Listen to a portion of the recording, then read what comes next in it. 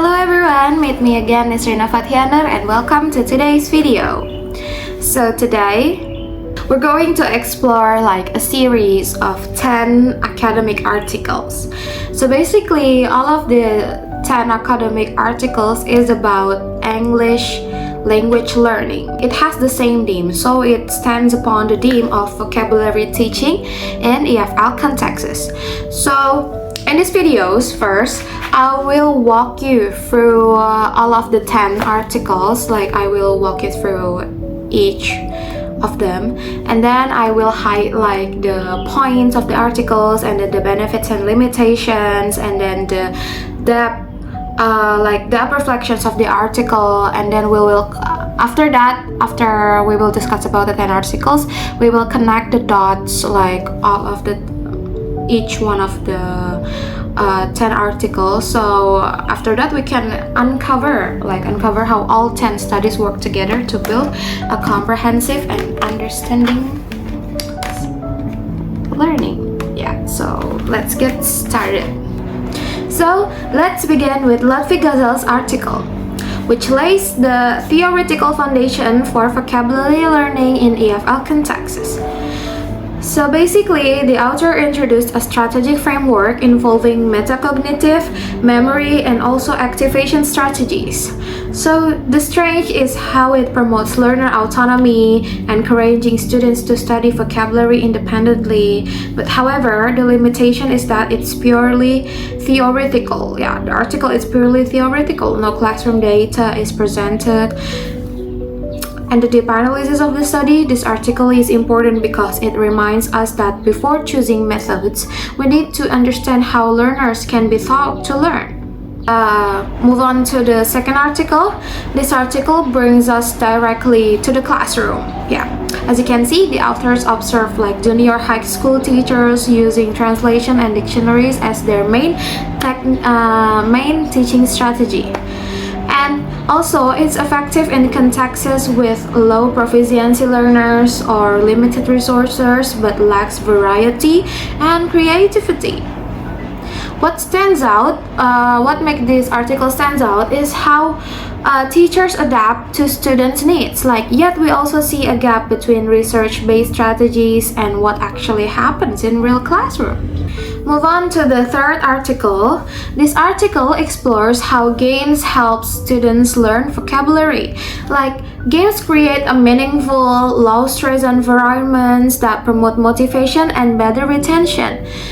The strength of this article is that it lies in the a clear rationale, supported by prior studies. However, the article is entirely literature-based, no new research is conducted. But still, it highlights the emotional and contextual impact games can have in vocabulary instruction. Move on to the fourth article by Ilham. So now we move to a younger audience, a preschool learners. This mixed method study shows that multimedia tools significantly enhance vocabulary, confidence, and also participation. While the research is limited to just 2 schools, the findings are relevant for today's digital native generation. As you can see, it connects vocabulary learning with essential 21st century skills like digital literacy, for example. Okay, let's move on to the next article by Ramadhani. So this article focuses on university students and how pre-teaching vocabulary helps improve public speaking performance. The strength is that it tracks weekly improvements using real classroom data, but the limitation is it's implemented is in a small sample size, only 20 students in one university. And what makes it valuable, it's how vocabulary preparation reduced anxiety and supported better structure during presentations. Move on to the sixth article by Bangun and Simanjuntak. Okay, so Next is a large-scale meta-analysis reviewing 21 Indonesian studies. It confirms like a strong, consistent relationship between vocabulary, mastery, and speaking skills. This study is highly reliable due to its statistical rigor and diverse sources. However, because all studies are from Indonesia, generalizing the findings globally may be limited in this scope. Yeah. But still, it gives us macro-level confirmations that vocabulary plays a central role in a language development. Move on to the 7th article by Jambari. On a smaller scale, Jambari and the colleges found like a similar results. Students with stronger vocabulary will perform better in speaking tests. So this article includes like a visual data tables. It make the results like more easy to interpret. Although it's limited to one school, like the scope, it already provides micro-level support for what we saw in the meta-analysis. Move on to the 8th article by Dalimunte and Haryadi. So this experimental study it looked at both vocabulary mastery and also learning methods, specifically in the Chinese whisper game.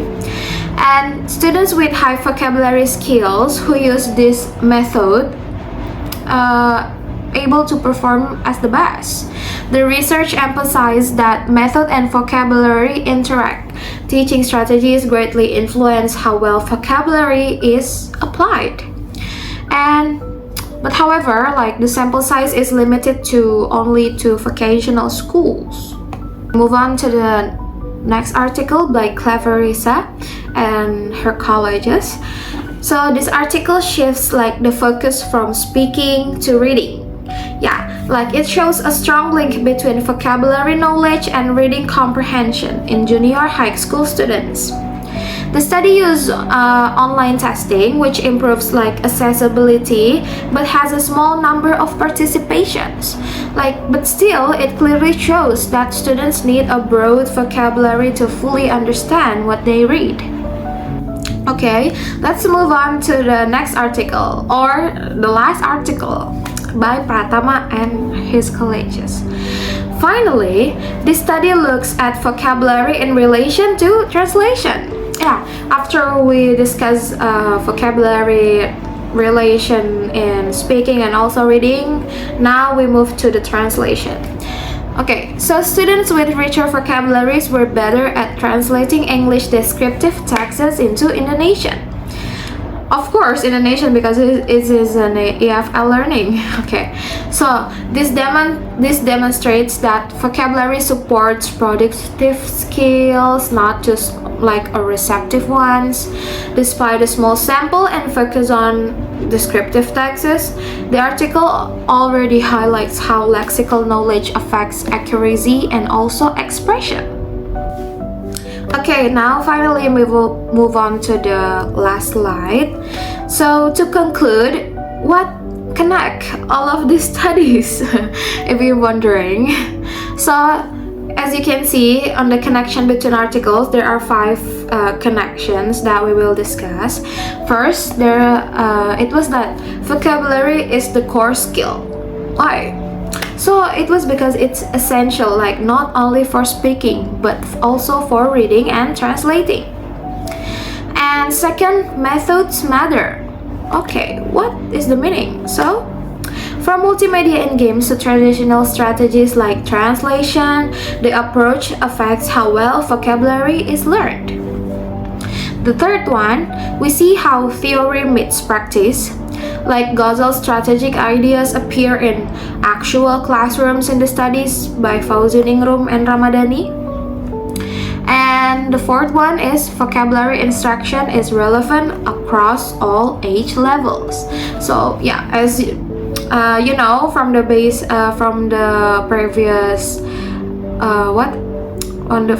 previous slides, it from preschool to university level.